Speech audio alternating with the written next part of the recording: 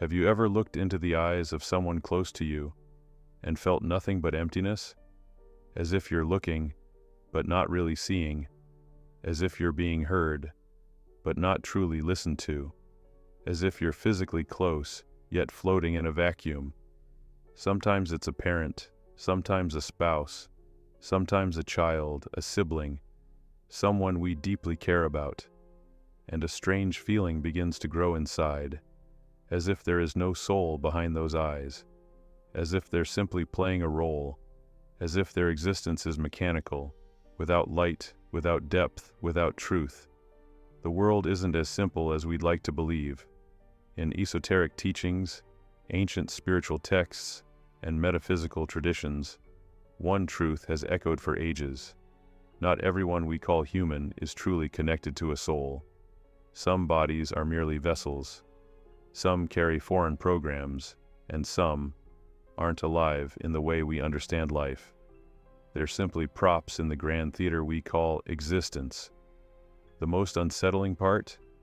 These soulless beings may be right beside us, in our homes, at our tables, in our family photos. They may wear masks of kindness, smile at the right moments, and perform the roles expected of them. But inside, there is only emptiness. This video is not about fear, it's about awareness, about recognizing the soulless, especially among those closest to us, understanding why they appear in our lives, and most importantly, how to protect your soul, your light, your connection to the true self, even when surrounded by emptiness. To understand who the soulless truly are, we must momentarily step outside the boundaries of ordinary logic and perception. Since childhood, we've been taught, if there's a body, there's a person, and if there's a person, there must be a soul. But from an esoteric point of view, things aren't that simple. Ancient spiritual teachings, metaphysical wisdom, and mystical traditions across cultures tell us something radically different. A soul is not an automatic feature of a human being.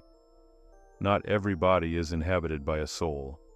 Not every human is a spirit come to earth for experience and growth.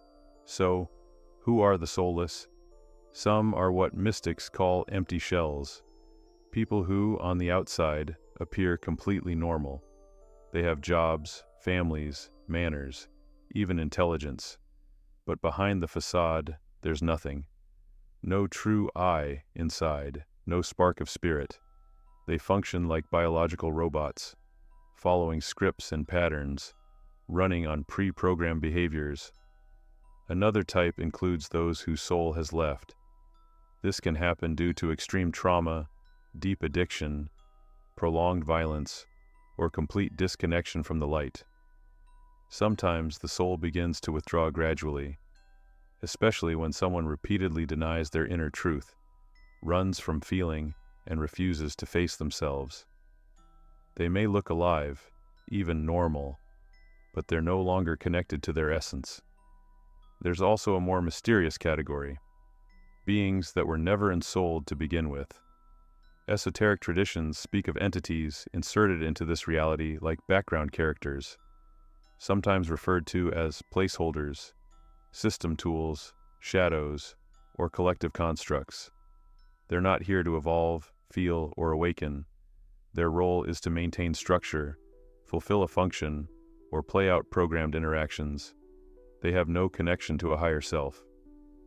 It's also important to distinguish between the soulless and those with a sleeping soul.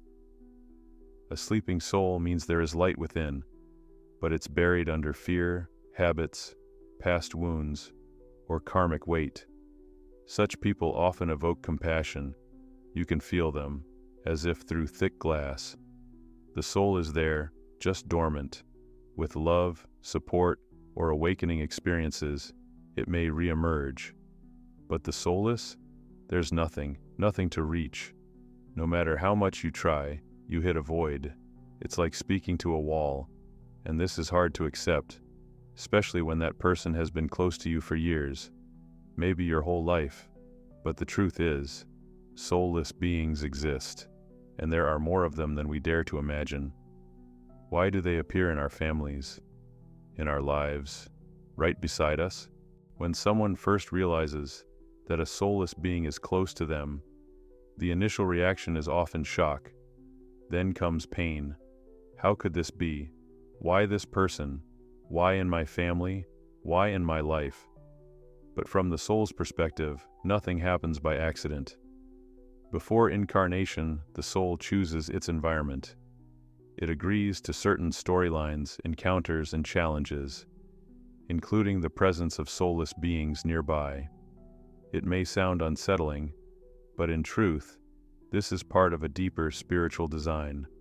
Sometimes, a soulless person in your life is a karmic knot, a kind of trigger through which your soul learns vital lessons: how to discern light from darkness, how to listen to intuition, how to set energetic boundaries, how to remain connected to yourself, even when surrounded by emotional coldness.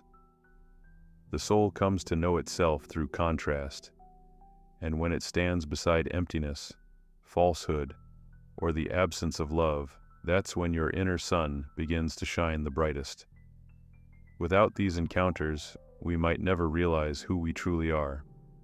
Sometimes, soulless beings serve as mirrors. They reflect back the places where we have drifted from our soul, where we live mechanically on autopilot, where we've shut down, where we fear to feel.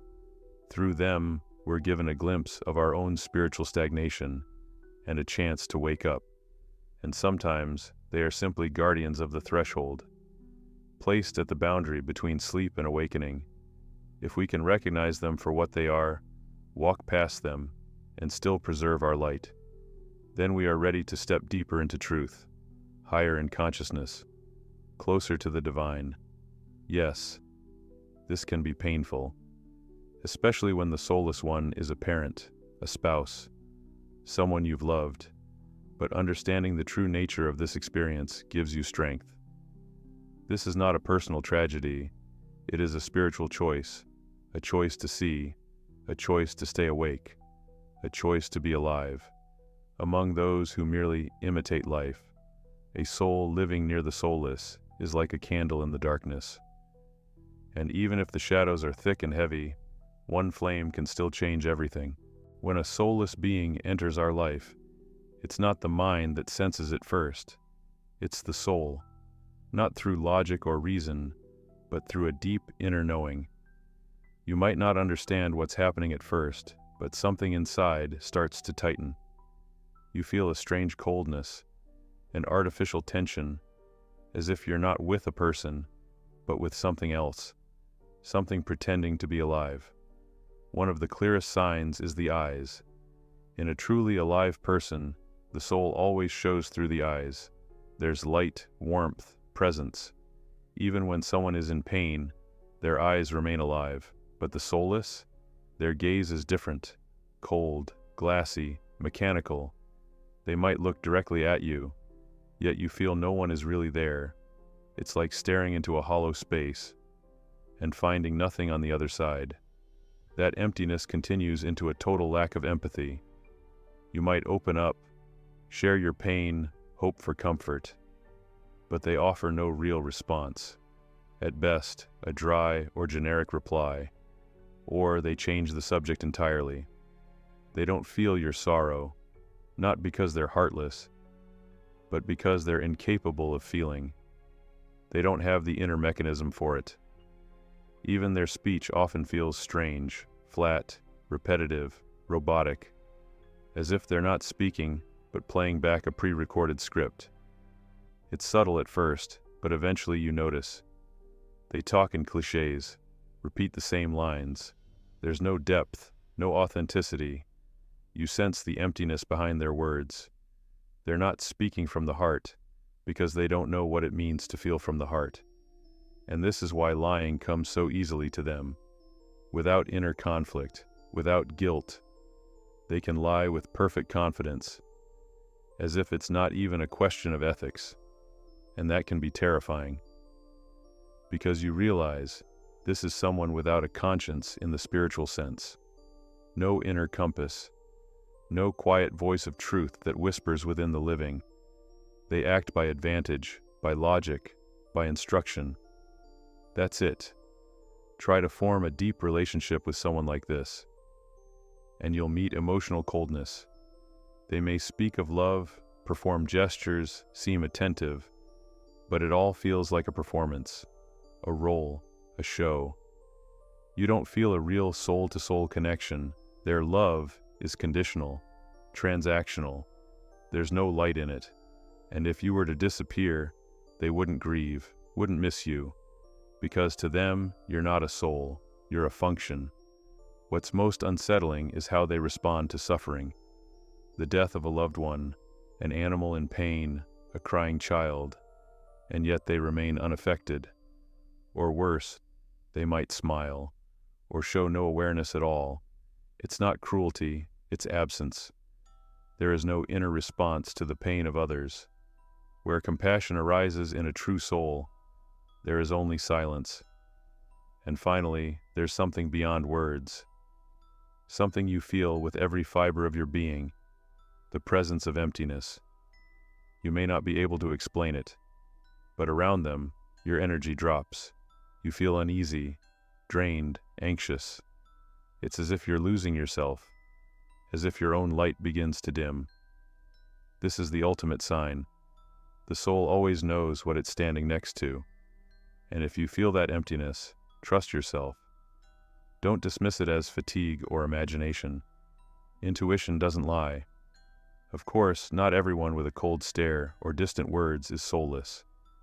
Sometimes they're simply wounded, afraid, or their soul is sleeping.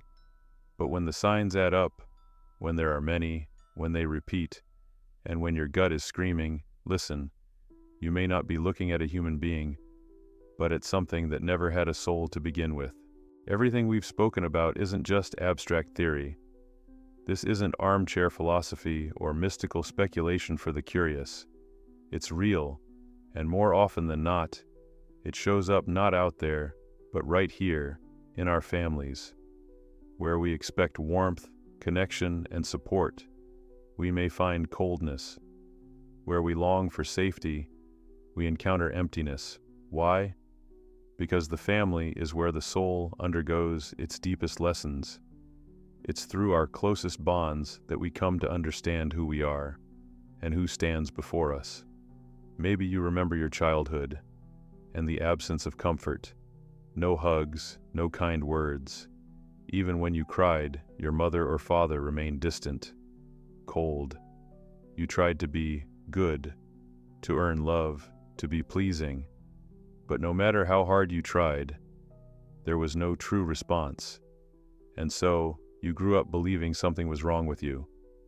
But perhaps the truth is just the opposite. The emptiness was never inside you. It was beside you. It wasn't that you couldn't feel love. It was that there was no one capable of giving it. Sometimes it's a sibling, a brother or sister who shares your blood, but feels like they live on another plane. They do what's expected, say what they're supposed to, but there's no life in them. They react predictably, speak in patterns, function like a script. Talking to them feels like speaking to a machine. You can't share your deepest thoughts. You can't open your heart, because there's nothing there to open back. No one present to truly hear you, and sometimes it's a partner, someone you built a life with, shared a home, a bed, dreams, but always felt a strange coldness between you. Like an invisible wall, you tried, you forgave, you explained, you reached out, but what came back was indifference. They didn't feel your tears. They didn't register the anxiety in your voice. Not because they didn't want to, but because they couldn't. Because there was nothing inside them that could feel for another. And here's what's vital to understand. A soulless person isn't necessarily evil. They may not scream, hit, or threaten. They might be quiet, polite, even easy to live with, and still be completely hollow inside. Likewise, not everyone who yells, snaps, or shows anger is soulless. Sometimes, beneath that roughness is a deeply wounded, sensitive soul that simply doesn't know how to express itself. But if you consistently feel that someone near you is not truly alive, if your words pass through them like wind, if your feelings, your pain, your essence meet only silence, if everything feels one-sided, mechanical, disconnected, then perhaps it's time to call it what it is. Recognizing this isn't destruction, it's liberation. It gives you permission to trust your inner truth, to reclaim your emotional reality, and most importantly, to return to yourself, to your soul, to your depth, to your light. When you realize that someone close to you is soulless, a flood of emotions can rise within. Shock, fear, sadness, sometimes even guilt. But the most important thing, the only thing that truly matters, is to protect your own soul, to preserve your sensitivity, to keep your inner light alive, and not allow it to be extinguished by the emptiness beside you. First, practice spiritual and energetic hygiene. Just like we cleanse the body daily, the soul needs cleansing too. Simple practices, meditation, deep breathing, time in nature, stepping away from constant information overload, all help to bring you back to center. Ask yourself, do I feel alive right now? Or is someone draining me? If being around someone always leaves you exhausted, heavy, emotionally numb, take it as a clear sign. Second, strengthen your connection to your own soul. That connection breaks when we invest too much in the external, in other people's opinions, in trying to fix someone, in earning love. But the soul doesn't need fixing. It needs truth. It needs self-honesty. It needs you to feel what you feel and trust it, even if no one else validates your experience. That is real power, to stand with your soul, not with someone else's illusion. Third, and perhaps the hardest, stop trying to awaken the soulless. This is a powerful temptation. We want to believe that love can change everything, that if we try hard enough, they'll open up, feel, become someone new. But if you are facing emptiness, if there is no soul inside, you cannot breathe life into what was never alive. That is not your role. You are not God, and a soul, if it isn't there, cannot be created from the outside. The path forward is to accept reality as it is, and to release the part of you still clinging to the illusion. You may also choose to use spiritual tools of protection. These might be prayers, not as rigid rituals, but as heartfelt calls to the source. They might be talismans, symbols, small sacred acts, as long as you infuse them with intention. The power isn't in the object, but in the energy you bring to it. Even something as simple as saying each day, I reclaim my power, I am protected, my field is clear, my soul shines. Words spoken from the heart hold more force than any ritual. And finally, stay open, but not unguarded. Compassion does not mean allowing yourself to be broken. Love does not mean ignoring your pain. You can be kind. You can be soft. You can radiate light and still be strong. You have the right to set boundaries. You have the right to walk away from those who dim your flame. And you have the right to be fully alive, even if you are surrounded by those who only pretend to be. Sometimes, truth is heavy. It forces us to question everything, our lives, our relationships, even the memories we built our identity upon.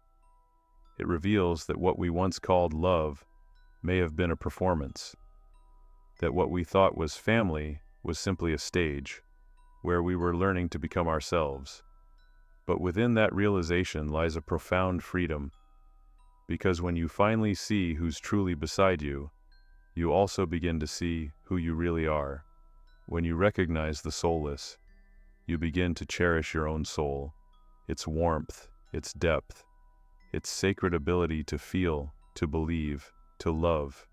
You are not hearing these words by accident. You are not watching this video by coincidence. It means your soul is alive. It means you are on the side of the light. And if something in these words resonated with you, If something stirred or lit up, or even ached inside, then you are still feeling, and that means you are real. Never let anyone dim your light. Never doubt your own feelings, and don't be afraid to walk your path, even if it leads you away from those who've been by your side for a lifetime. Because the soul always seeks truth, and if you've found even a glimpse of it today, you are already awakening. Protect your soul. Listen to it. Live in alignment with it. Let yourself be surrounded not by hollow shells, but by living hearts. And let every day be a step toward depth, toward freedom, toward light. If this video touched something inside you, consider subscribing, not for numbers, but so that our field of light can grow, so that we, the sensitive, the awake, the real, can find each other and carry this truth forward together